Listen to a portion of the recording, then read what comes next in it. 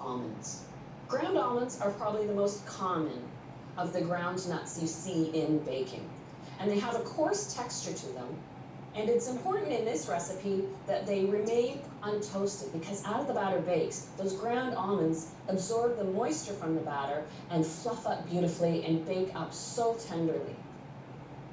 That's one of the common features of most nut desserts, is that ground nuts particularly lend a tenderness to the baked result.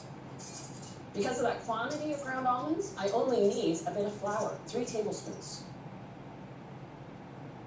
And I'll add to the dry ingredients ½ a cup of sugar, along with 1/8 teaspoon of ground cinnamon.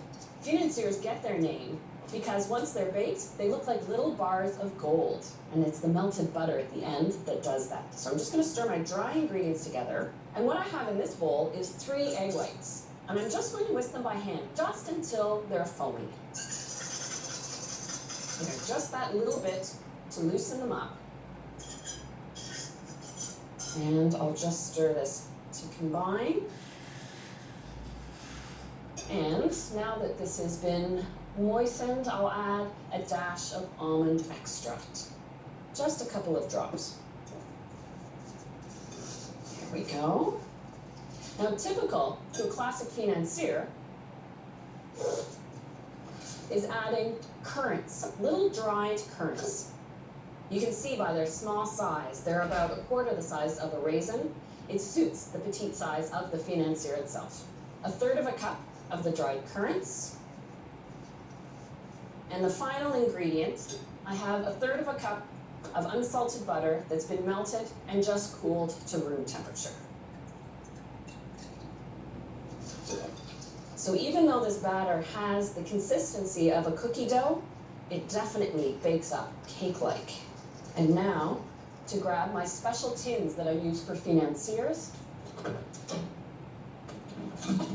Financiers are traditionally baked in a particular tin, and these are called barquettes, noted by that eye shape they have. And what it does is browns the outside of the financier beautifully, they pop out easily, and they look like a little gold bar. And this style of tin I use for an assortment of petits fours, whether it's other little tea cakes or even tart shells.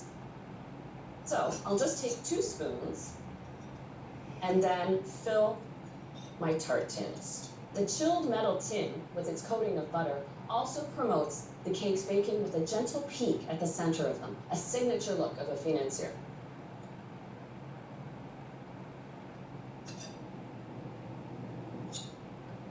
Here we go. So you can see the recipe makes 24 financiers.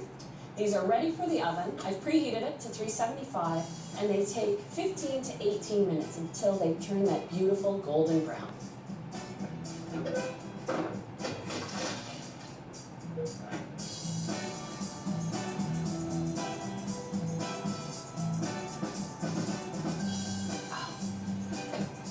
There they are, beautiful and golden brown. Now, it's important to let the financiers cool completely in the tin, and I have some that have already cooled down.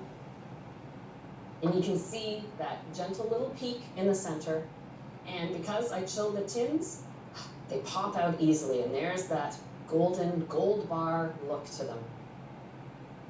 Because of that quantity of ground almonds, these actually stay moist for up to 5 or 6 days, and you can see they're definitely not a cookie.